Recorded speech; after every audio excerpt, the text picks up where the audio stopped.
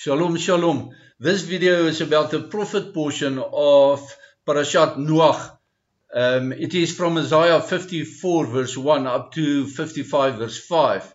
And it is about Isaiah's song called Your Husband is Your Maker. And it's intended for Israel.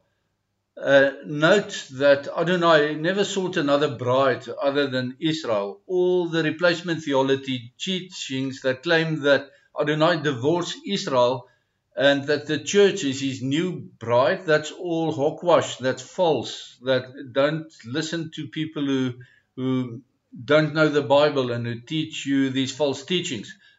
Adonai is true to his bride Israel, and any other woman who tries to seduce the husband away from the wife is called a harlot.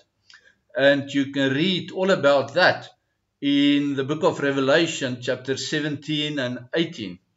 Good day, my name is Barney de Klerk. I'm not a Bible teacher, I'm a student of God's Word, but I love sharing with you what I'm learning from this week's scripture portions and the prophet portion, specifically in this video.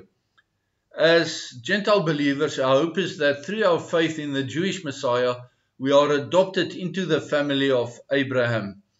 As the Apostle Paul put it, we believers are wild shoots grafted onto the olive tree that is Israel. We become part of the 10 lost tribes called Ephraim, and you do not have to take my word for it. Go read what Paul says in his letter to the Romans, chapter 11, verse 11 to 36. Through Adonai's grace, we Gentiles become part of Ephraim in the Ezekiel 37 prophecy about the dry bones and the two sticks coming together as one. When Ephraim and Judah become together as one again. In Isaiah's moving love song that we're talking about here, that's entitled that your husband is your maker, Israel is the barren one that Isaiah refers to, and the married one. And you can see Isaiah 54 verse 1. The Goyim nations are the desolate who has many children. The song draws from the history of Sarah, Abram's wife, and from the history of Manoah's wife, who's Samson's mother, the history of Hannah, Elkanah's wife and mother to Samuel, and the history of Elizabeth, Elisheva, Zachariah's wife and mother of John the Baptizer, even though they lived years after the prophet Isaiah. The concept is the same. In spirit, it is the same. As was the case with the unmentioned barren woman who eventually gave birth to very special sons. And the nation of Israel eventually gave birth to the Messiah, the Son of God, the most special son ever. Isaiah then goes on to tell the nation of Israel to make ample space for future generations. The promise of a multitude of descendants made to Abram will come true. And in verse 5 to 8, Isaiah outlines the future relationship between Adonai and his chosen people, and this is the same message as the practical life theme of Hosea's marriage to Gomer as well. Isaiah compares Adonai's relationship with Noah through the flood and to his relationship with the nation of Israel, as he promised that his love will not depart from Israel. He goes on to reaffirm his promise that no weapon formed against Israel will prosper. That's Isaiah 54 verse 14 to 17.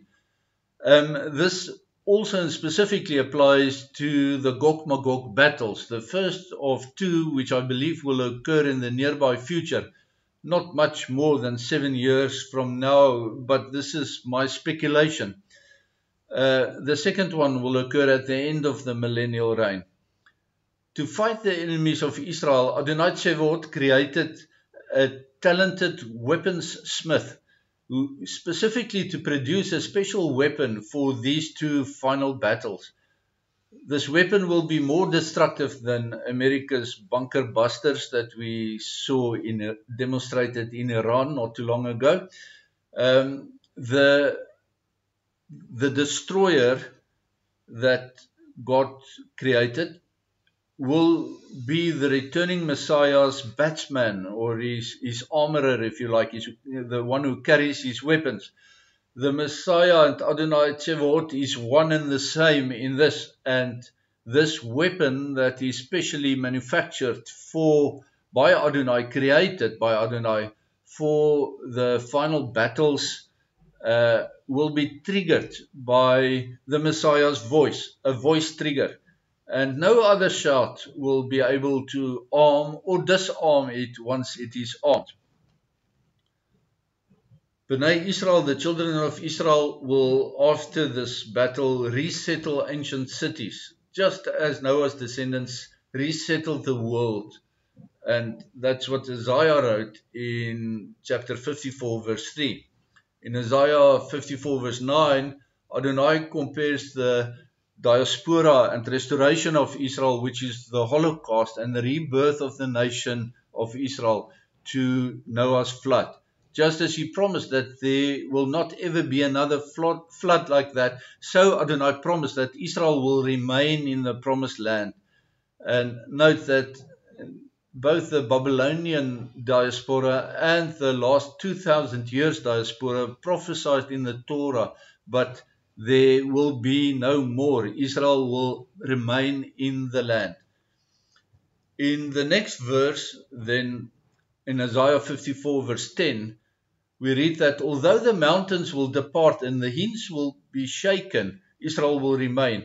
And it refers to the return of the Messiah to re-establish the kingdom of David. When he steps down on the Mount of Olives, the mountain will split into two parts. You can read that Zechariah 14 verse 4. Mount of Olives will split to the north and the south in order to create a valley in the middle through which Israel can escape from Gog and his hordes before the returning Messiah will smite Gog's hordes to smithereens. This will be a reenactment of Israel's flight through the Dead Sea at the start of the Exodus. The Messiah's step down will be the fulfillment of Manavu, the song of salvation, a beautiful song, Manavu, in Isaiah 52 as well. So note how Isaiah 54 verse 11 and 12 gives the description of the new Jerusalem as well, and then even with more detail that is given to us in the book of Revelation, chapter 21 verse 10 to 14. Excuse me. In Isaiah's next song, then, that is Isaiah 55, it's entitled, "The trees of the field will clap their hands." He immediately coins the famous phrase which is echoed in the Gospel of John, chapter 4, verse 4. That's when Yeshua is talking to the Samaritan woman at the well. It's also repeated by John in chapter 7, verse 37, when Yeshua were calling out on the great day, the 8th day of the Feast of Sukkot, during the water libation ceremony in the temple, as well as Isaiah quoted again in the book of Revelation, chapter 21, verse 6, in Yeshua's words, after the new heaven and the new earth is revealed. And also in Revelation 22, verse 17, when the Holy Spirit and the bride of the Lamb calls out in unison. And by now you probably would have guessed what Isaiah's words were that he coined. The words are, "Ho, everyone who thirsts, come to the water, and you who have no money, come, buy and eat." And this is the essence of Adonai's everlasting covenant with Israel. Israel will be his people, he will be Israel's God, and he will give them water, and he will give them food. Through faith in Yeshua, we Gentiles also become adopted children of Abram. Into Israel, we are therefore also invited to respond to Adonai's gracious invitation to come and drink and to come and eat. So please don't delay. Accept him today. I pray that Adonai Eloheinu will bless you and keep you, that he will shine his face upon you and be gracious to you. I pray that he will lift his countenance upon you and that he will be gracious to you. He has already been through Yeshua the Messiah.